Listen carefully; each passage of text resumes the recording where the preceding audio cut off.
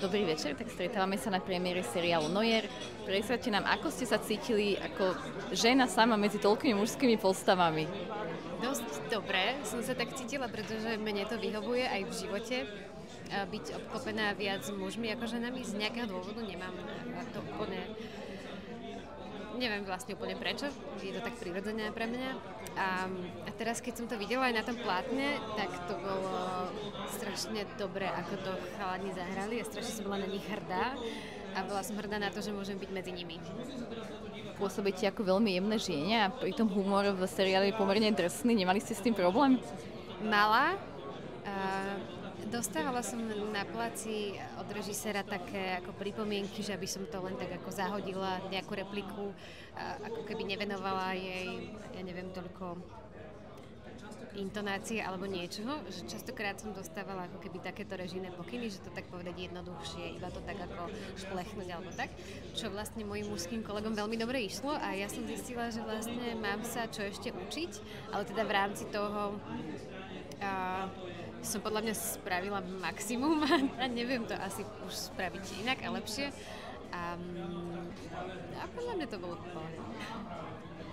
Prípady v seriáli sú podľa skutočnosti. Je ťažké sa od toho tak odosobniť. Ako ste to robili vy, ako ste sa odosobnili?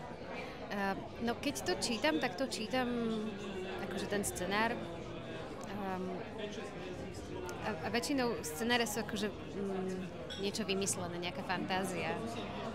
Takže ten scenár, keď som čítala prvýkrát, tak som ho prijímala ako keby nejakú fantáziu. A až potom, a vlastne možno až teraz, keď som to videla na tom placi, alebo keď nám Vašo Noir rozprával nejaké príhody z jeho pôsobenia v kriminalistike, tak až vtedy mi dochádzali nejaké veci, že bože, toto bolo naozaj, toto tí ľudia riešia naozaj, toto je naozaj pracovná pozícia, že niekto proste chodí a pozerá sa na mŕtve tela a zisťuje, čo sa tam deje. Je to hrôzostrašné. Ale dochádzalo mi to tak neskôr a vlastne až teraz. A teraz sa bavíme o niečom príjemnejšom, čo je leto. Aké je to vaše leto? Zatiaľ príjemné, aj keď také viac menej pracovné. Nebola som ešte na dovolenke, ale už o pár hodín idem vlakom do Poľska na koncert Eda Sheerana. To bude taká prvá dovolenková vec za toto leto. A možno bude nejaká dovolenka až v septembri, takže ešte som sa k tomu nedostala. Zatiaľ moje leto vyzerá tak, že jem veľa zmrzliny. Užívam si, že môžem robiť veci, na ktoré som počas roka nemala čas. Mám taký zoznam veci, ktoré iba tak odškrtávam. Také veci, ktorým sa mi nikdy nechcelo venovať veľa času. A trávim čas s ľuďmi, ktorých mám rada. Super, ďakujem pekne.